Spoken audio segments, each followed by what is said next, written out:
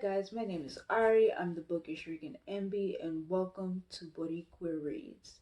I know it's been quite some time, but I am ready.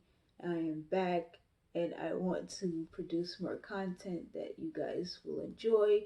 This is going to be my review of Black Sun by Rebecca Roanhorse. I really enjoyed this book. Oh my goodness, it's an amazing story.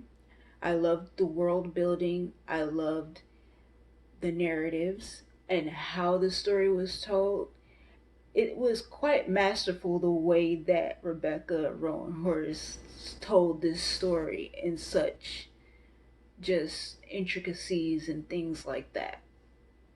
So when you read the first chapter, it is literally the process of a mother turning her son into a god. And yes, there are trigger warnings for this book. The trigger warnings are child abuse, child mutilation, and instances of genocide. Um, Things happen in this book that cause there to be opposing forces. In this book, it describes three regional locations on the meridian: Kuakola, Abreu, Tova. And you do get, well, four locations, and that is the Crescent Sea, which they have to cross in order to get to Tova in time for the convergence. Um, it is told from three main points of view. The three main points of view are Narampa, Serapio, and Ziala. Later on in the book, they do add a cause um, point of view, but his point of view is only told for a few chapters, like near the end. But it's only because he gets involved after events that cause him to have to come back to Tova. And so like you have elements of fantasy in this book. You have mermaids, these like birds that are huge enough for you to ride on their backs. There are crows that actually talk to Serapio, and you have like serpents that can fly, and all of these mythical characters that you see from all of these different Sky Maid clans and things like that. And the Sky Maid are these really like affluent people, and they pretty much just run everything except for religion. Basically, there's the cultists, and you have the people who live in the celestial tower. They are called watchers, who predict the things from the heavens and things like that, and they look down on the religious cultists. So you have these two opposing forces, and one of them is waiting for the return of their crow god, and the other one is waiting for the solstice. So basically, this story tells about all of the events leading up to, for 20 days leading up to the convergence. And the convergence is basically an eclipse that happens during a solstice, and it only happens every 400 years. So what you begin to realize is that not only does Serapio's convergence become a matter of religion, it also has political it also has political consequences as well. So all of these things happening for 20 days, counting all the way up to the convergence, and then the day of the convergence where all of these conflicts eventually come to a head, and you get there and you're just like, oh my gosh, what just happened? And the romance in this book is amazing. You see Ziala and Serapio becoming close, and as they become closer, they begin to sense each other's magic, and they know that they have magic, but they're not sure the extent to which they have powers, I guess. So you have like these all of these elements come together to make this story so just crazy. But the world building is amazing. The story is just awesome. And like and while they're telling these stories, you also get excerpts from like texts. You get like observations from Saya from when she was younger. She observed crows and she wrote down what she saw. And there's a traveler called Jutik who writes down all of his observations from visiting Tova and all of these things. And you also get like uh, excerpts from the treaty that requires uh, replenishing of soldiers at Hokaya War College, and replenishing of the Watchers, the Dedicants in the Celestial Tower, and all of these things. So you get all of these elements that help you understand why some of the parts of the book actually matter to paint the whole picture of the story. And when it comes together, when the tapestry is done, you're just like, okay, I need the next book like yesterday. And then not only is it told from all of the three point of views and eventually Okowa's point of view, you also get flashbacks of Serapio as a child and when he meets his tutors that help prepare him for the convergence. And they're not nice people at all, but you have just you learn why Serapio becomes the type of person that he is. And it's quite um disturbing in some sense, but it all comes together to uh weave a beautiful tapestry of a story. And also the currencies, they use cacao as a currency, which I never knew that in pre-Columbian America people used this as currency. I didn't know that.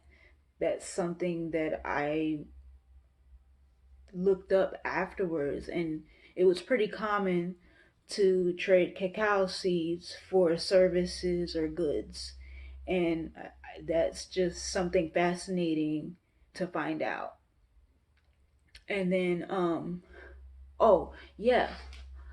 Let's talk about the queer characters because in this book, it seems like it was frowned upon, but it wasn't so much an issue to be queer, like be different. And I think in the regional one of the regions, it was against the law to be to have relations with the same sex or whatever. I think it was Coca-Cola. I think that was the only place where it was kind of not acceptable, but everywhere else it seemed like it was more accepted. But you have so many people that are a part of the community in the narrative of this story. You have Ikton. Ikton is a two spirit character, and Z goes by Zim, and you have Pawage, who was also a two spirit character. They also went by Zer, and you had a trans character, you had a lesbian character, and Ziala herself seemed like she was sexually fluid. So you just had so many of these people from the LGBTQ spectrum. There were just so many characters in the book that came from one of the LGBTQ a part of the LGBTQ spectrum. You have like from there was even a lesbian. There was a lesbian too. So yeah, it was. So okay, I want to talk about some of these characters because there are characters from the LGBTQ community, well, what we consider the LGBTQ community, that are in the story. And they are kind of essential to the story building and a little bit of the world building. It gives you an idea of how they might have viewed people like us in the past. So I am sitting here and I'm reading, and then you realize that there are quite a few queer characters in this book. Now, there is one region that was talked about in the book where it was completely illegal uh, to be homosexual, which, okay, I kind of expected there to be some type of place where possibly it was against the law. But in all the other places, it just didn't seem like that big of a deal. It wasn't frowned upon. They were just people, and they walked and talked and everything. They lived among people without everyone, making a big deal out of it. Because you have a trans character. There was a trans character. There were two spirit characters. There was a lesbian, and I'm pretty sure Ziala was sexually fluid. So these characters actually made the story what it is. And in some aspects, without some of these characters, some of the things that happened in the story wouldn't have happened, or some of the courtesies that people afforded others wouldn't have to be addressed, you know?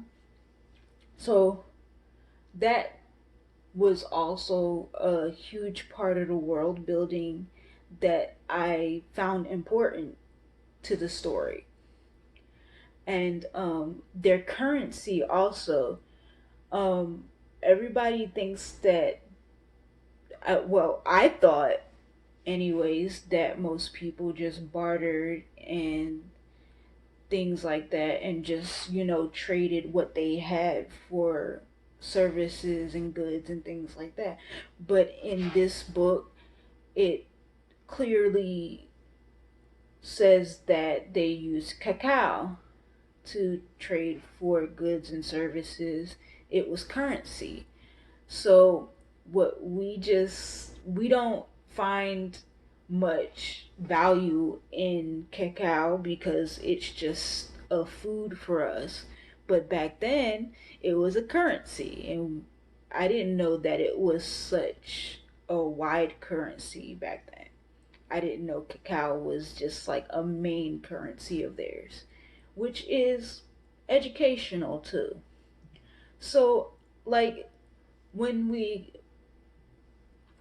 when everything is said and done and all of the stories are told and you are observing and reading the things that happen to Serapio as he gets older, the abuse of his tutors and the neglect his father and all of these things, but he still manages to become such a sweet, and I find him adorable, like, as a person. But then you flip the switch and he becomes this weapon, and that is, I guess, an example of the dualities that can exist in one person. And the romance, oh my goodness, I wanted to talk about this last because I think that the way that the friendship between Ziala and Serapio bloomed was just so adorable. Just them telling each other stories at night because she couldn't go to sleep. She had to keep the boat on course and things like that. Like, in during this 20-day journey that they're making from one region to another, they just they formed this bond, and you see them actually falling in love with each other, and just the effects that physical touch have on them, and all of these things. And it's just so cute and endearing to see how innocent Serapio is, but Ziala is just definitely not innocent at all.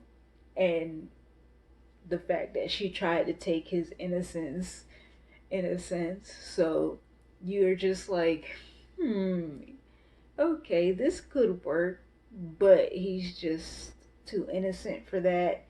And because of the, I guess, mission set before him, there were just things that he could not do. And you find out why he he had to restrain himself, because he just couldn't he just didn't know how things were going to turn out exactly. So, with that said, the romance was cute. I think that it it was just it just shows that someone so sweet and so kind can also be a weapon, a vessel for magic that is capable of killing people and things like that. So I definitely enjoyed the dualities, the fantasy, the magic, the romance, all of the elements that come together to make this story what it is. And it's like the book that I never knew I needed until now. I will definitely be picking up this book somewhere in the distant future, but for now, let's just agree that it is an amazing book and that it deserves all of the accolades and the attention that it gets from readers. I think that adult readers who read this book, who enjoy sci fi fantasy, will definitely enjoy this book. I am Ari. I am the Bookish Freaking MB. Thank you for watching and thank you for tuning in. To all of my subscribers in every time zone, y'all have a good one.